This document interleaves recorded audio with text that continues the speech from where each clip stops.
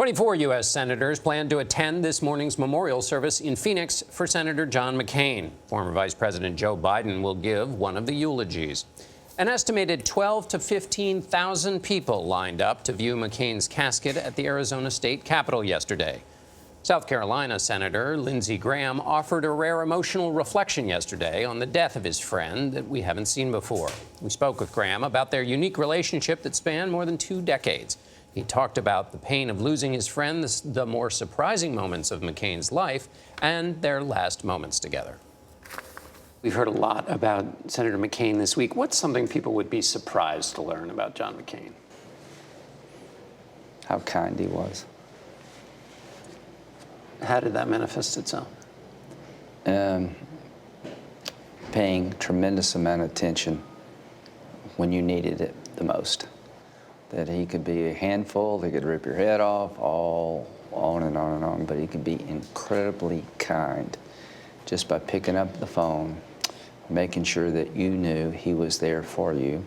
What would he say if he was calling you now? Buck up. Knock that crap off. You're embarrassing yourself. Do you still have the instinct to take out your phone and call him? As people ask me what's it like, yes, I literally, yesterday afternoon, I literally almost picked up my phone. So I don't know who in your life that you talk to about business matters or almost share things with about your hopes and your dreams and, your business activities. It was John for me. If you can't talk to him, what do you hear him saying in your head? Steady. Keep pushing. Be careful, but steady. Stay involved. Don't give up. Did you get a chance to say goodbye to him? Yeah, I did. And when I walked in, he just smiled and held my hand, but really didn't say anything. And Friday was a bad day. But yeah, something told me to go. I was planning to go this week.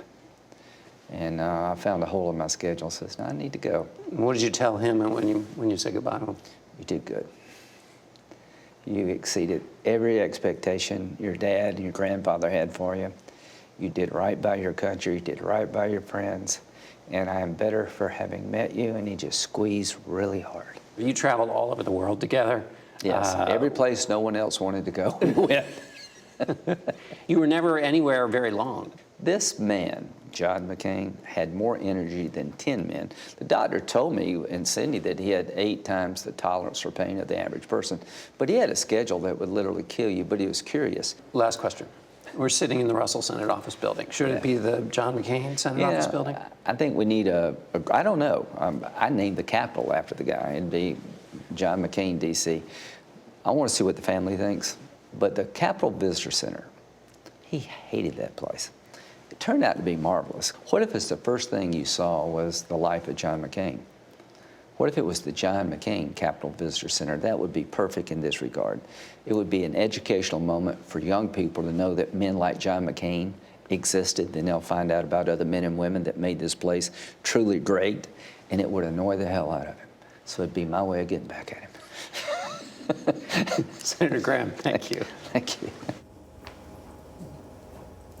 He went the range of emotions yesterday, thinking about John McCain and those final times holding his hand, and that when he said that he still reaches for his phone to call him, they would call each other constantly all day long.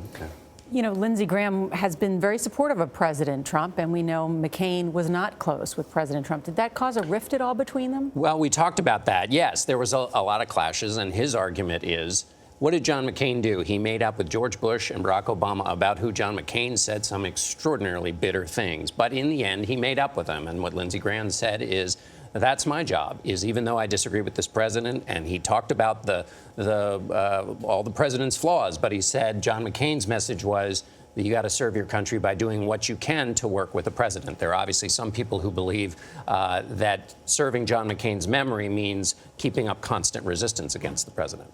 Interesting.